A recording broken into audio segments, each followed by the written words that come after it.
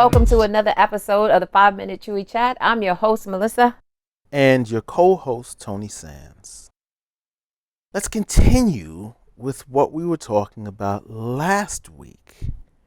And I believe you said something to the effect of there's a difference between when we were younger and nowadays as to how first loves end.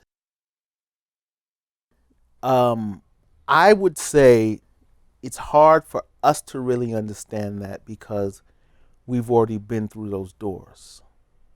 So when you have children and you look back, we're thinking, because, today kids get information quicker. Right. Right? So we're making the assumption that they can get through something quicker or it doesn't end in the same way. I don't think that's necessarily true. I still think that the first loves still can end in some sort of discomfort. Yeah, I think it is discomfort. I think what I'm trying to say about it is that I don't know if they have the same level of innocence and lack of information and that we had. They are very aware. They're exposed to so much more at an earlier age than we are. And we were, I should say. And because of that, I think they are more aware of themselves. And because they're more aware of themselves, they have more information. They have more self-understanding than we had at that time. So it took us a while to figure things out. It wasn't as open. Our parents didn't just give us all this information. We found out things along and along. Mm-hmm. Well, I can understand that. I think they still do the same thing too. Children aren't necessary. Just one of the quality of children, once they find their little social group, because initially, as toddlers on up, you are their major social group. I'm talking about in a family that's structured or something like that. You're their major social group.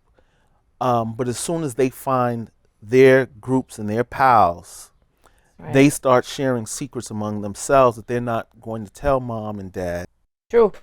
Sometimes it's because I know where mom and dad stand, right, or just an interaction with you. Now they start to see a contrast between what people of my peer group are talking about and mom and dad are talking about. Yeah. So they're not going to necessarily understand me if I bring this thing to them. Right. I think that they don't realize that you have gone through a similar thing. Yeah.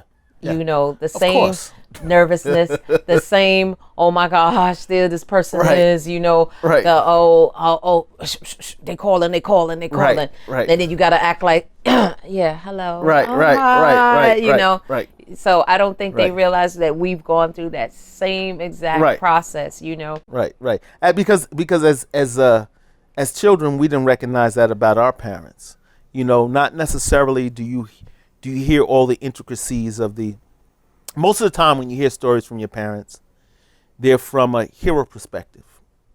Sometimes, depending on, how traumatic things have been in the family. Right. But for the most part, it's the hero perspective. It's where they won or how they got the attention of, him or her or whatever the case, right? But they're not telling you about the butterflies they went through. Right. You hear how they had to get their girl in there to go talk. Of course, they didn't tell you about their go-between that kept passing the messages, or their friend that kept saying, so my boy want to take you out. So why, I'm saying, when you going to let him take you out? Right. Or we going to be at this place such and such a time. Why don't you and your girlfriends come down here? We'll hang out. Right. Yeah, definitely. I don't think we get that side of it from them. No. It's just, I only had eyes for your father. That kind of thing. Right. Those fallacies. Thank you for tuning in again to another 5-Minute Chewy Chat. Thank you. Yep. We're out.